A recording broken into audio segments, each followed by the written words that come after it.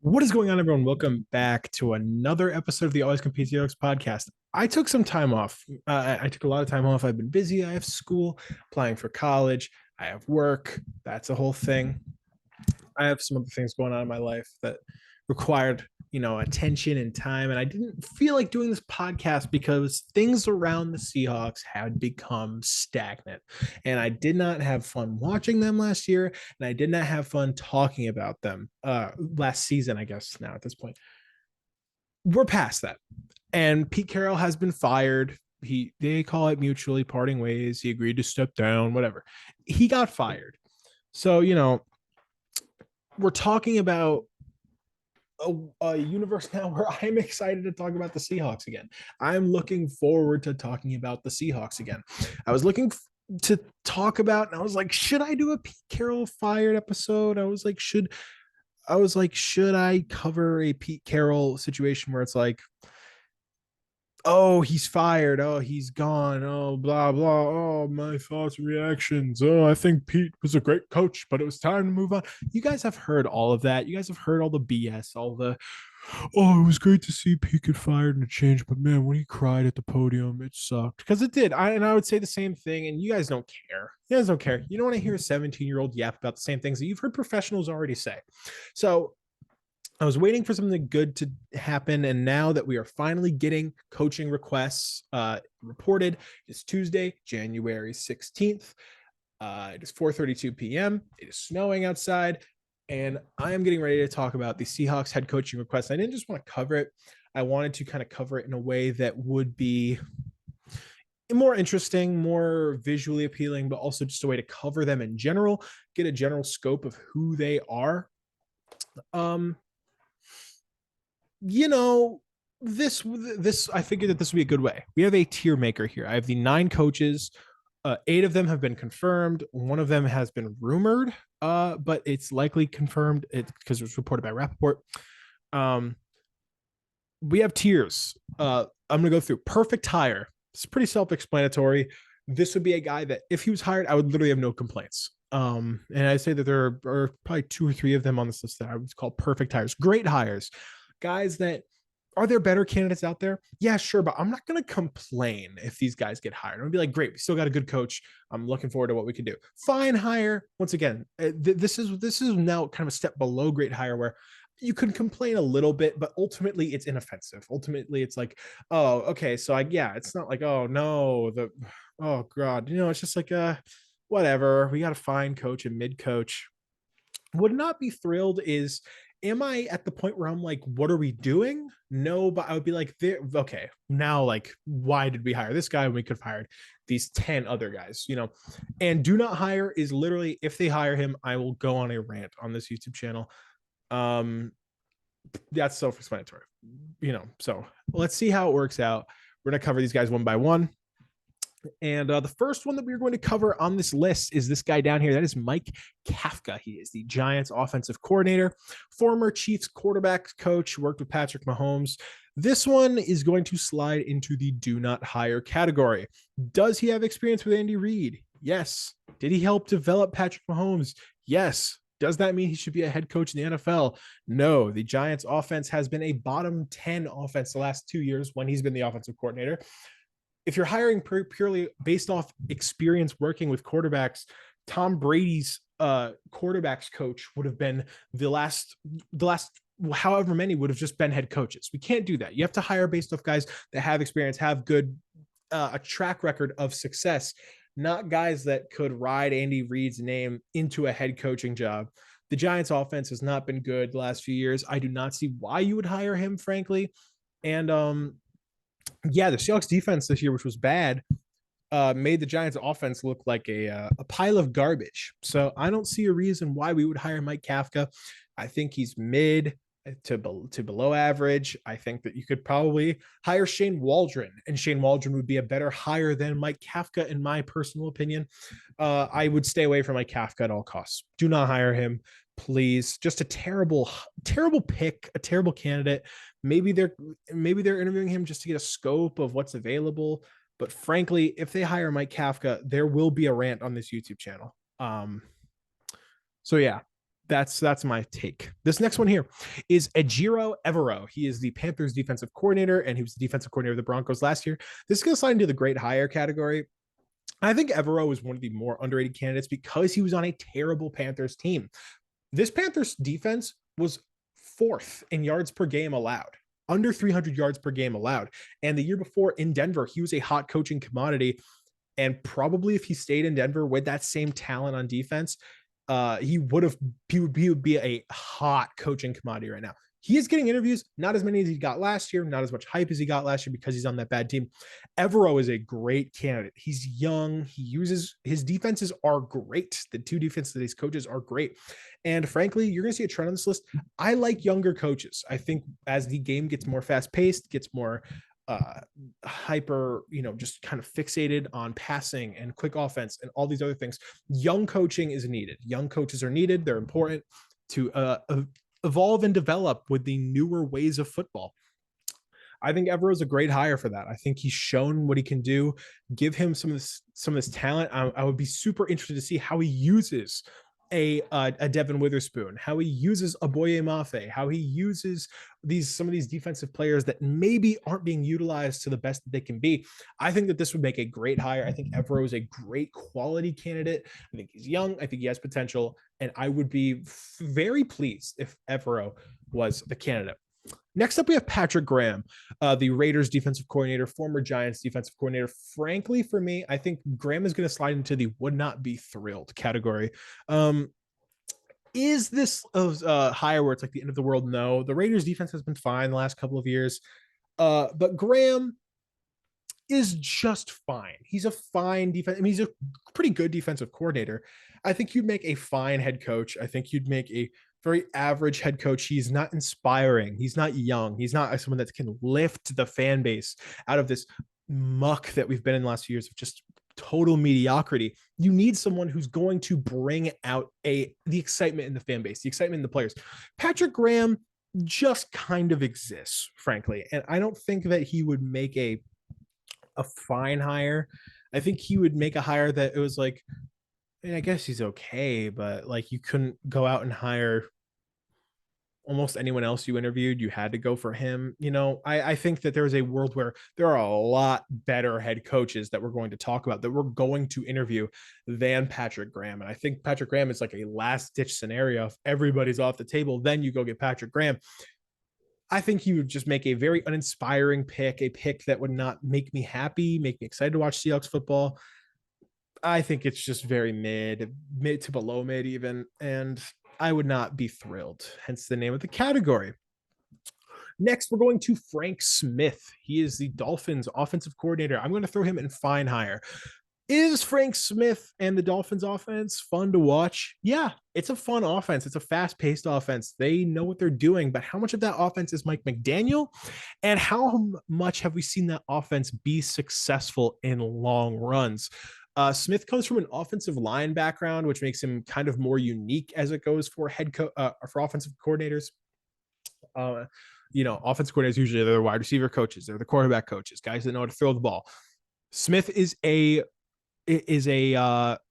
O-line based guy, so that would make me kind of intrigued. But I think that this Dolphins offense has been a little bit just they've been great in the regular season, fizzled out in the postseason. Does that change maybe if you put him in Seattle? Yes.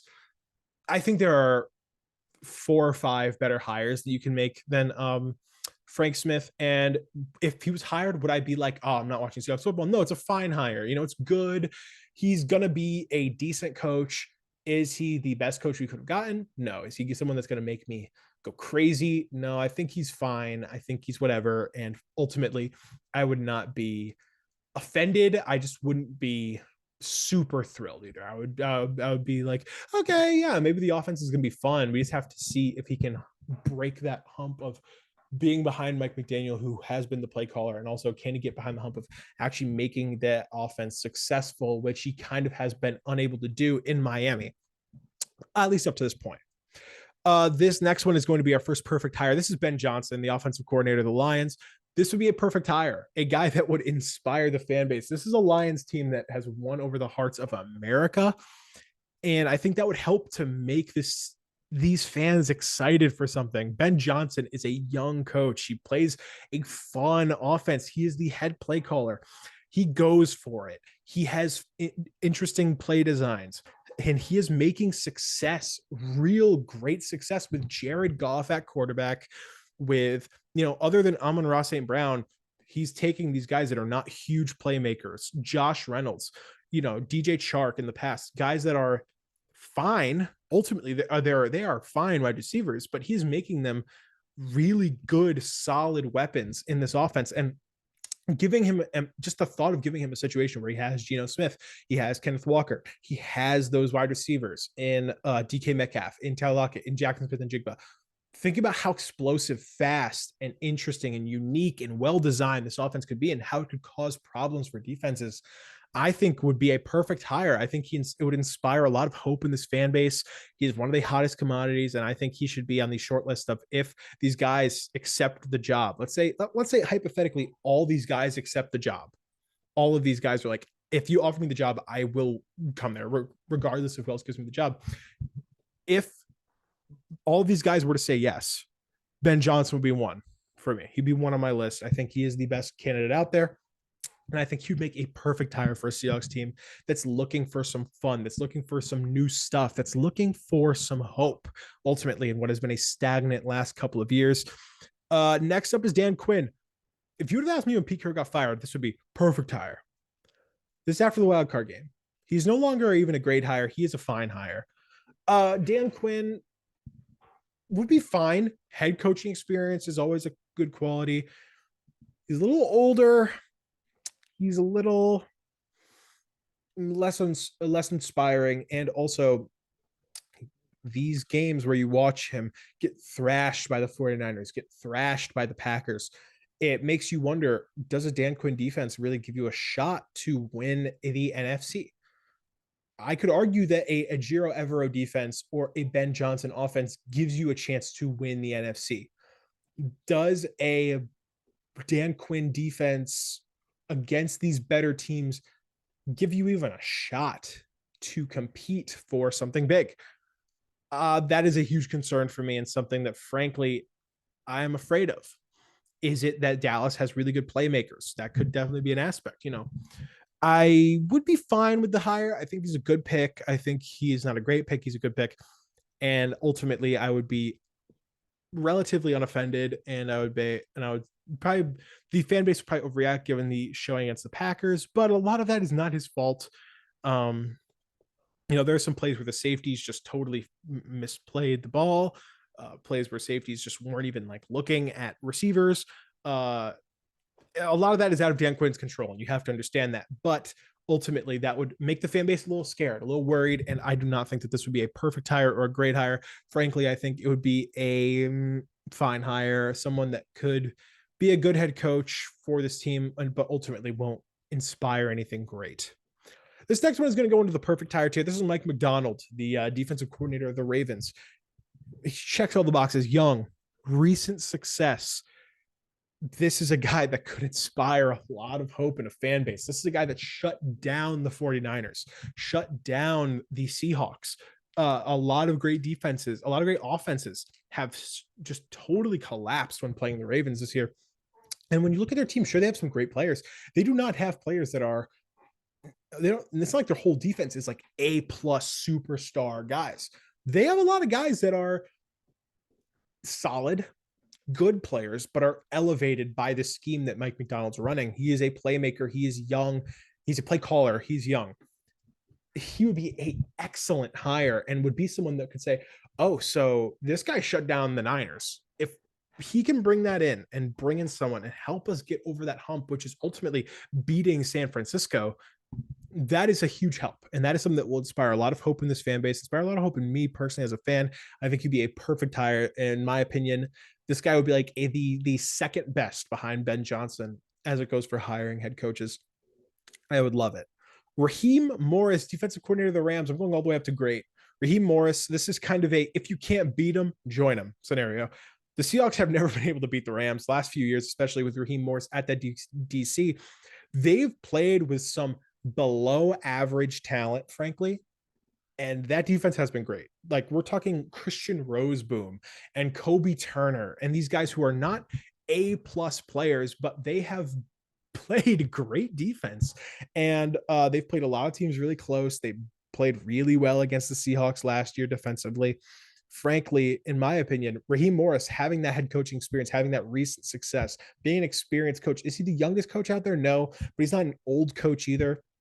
I think this falls right in the sweet spot. And if we're ranking these from left is the best in the category, right is the worst, I would probably say that Raheem Morris goes in front of Ejiro Evero. Just given, you know, how everything works out and how that'll and how everything might inspire a fan base to, get excited and say, oh, so we have a defense now that can this creative, that blitzes a lot, that is fun to watch, and a guy that, give him a lot of talent, what could this defense be? What we've seen with the Rams. I'm excited. I'm intrigued. I think Raheem Morris would be a great hire and someone that I would be really happy with. Finally, Bobby Slowick, the Texans offensive coordinator. I am going to put him right in between Raheem Morris and Ejiro Evero in the great hire category. Slowick is fun. He is just absolutely it would be a very fun hire for this team. An offensive coach from Shanahan went to Houston with a rookie quarterback and a bunch of, frankly, average wide receiver talent. Nico Collins, we're talking a Noah Brown, and has made this a really, really, really good offense, a really good offense. And it's all his play calling. D'Amico Ryans is not calling offensive plays. We are talking about a head coach here that would be electric for this team. Why is he not a perfect hire? First year offensive coordinator. He's young. Do you want to just put in all the chips on this guy? It would be a definite risk to go out and just say, is this the guy? He's like in his 30s. He's young. There's a lot of pluses. There's a lot of minuses to that. We have to kind of gauge the full scope. And also, we have to see how the rest of the playoff run goes. If they play the Ravens this week, what if there's a world where he goes out and he throttles that Mike Macdonald defense? Then we're talking about Slowick moving up here and maybe even here. You know what I mean? So there is a lot of fluctuating that's going to be happening in these playoffs, especially with the coaches that are still in the playoffs, like the Ben Johnsons, the Mike Macdonalds, the Bobby Slowicks. We're going to see how this all plays. Frankly, in my opinion, I believe that Slowick would be a great hire. He'd be a very fun hire. He'd be a hire that, once again, I keep saying this word, inspire hope, bring out hope in a fan base that has felt so bogged down in the mud, bogged down by this old philosophy, and bring something more fun and unique to Seattle. I think Slowick would be a great hire. This is kind of my final personal rankings here. Ben Johnson would be the best hire, in my opinion, followed by Mike Macdonald, Raheem Morris, Bobby Slowick, Ejiro Evero in that order, Dan Quinn, Frank Smith in that order, Patrick Graham, and Mike Kafka. That's my list. I think this is a really good list. I think they're putting together some great head coaching candidates. Frankly, these top 7, I would be fine with. I'd be good with. Some of them I'd be really happy. Some of them I'd just be okay with. But all of these ultimately would not be me getting on this podcast and be like, what are we doing, John Schneider? Throw everything out the window. I'm not watching this team next year. I think that these top 7 are great picks.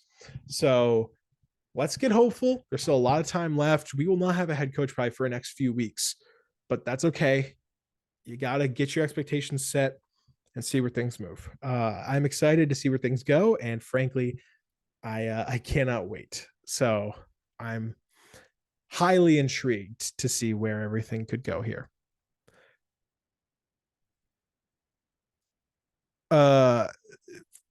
Frankly, as it goes for final comments, I think that things are going to be fine. I'm excited to see where things go. I think that John Schneider knows what he's doing. I'm excited to see how things transpire and how it makes me more excited to cover this team. I'm looking forward to talking about some other head coaching announcements and things in the near future, and expect more videos from me as this team gets me more excited to watch them, at least for the time being. that is all I have to say. Thank you so much for watching. Subscribe, hit that like button, and you know, just stay tuned for more videos. I'm gonna start uploading more often. I'm gonna start talking about Seahawks more often. And like I said, yeah, just stay tuned. I'll see y'all next time. Peace out.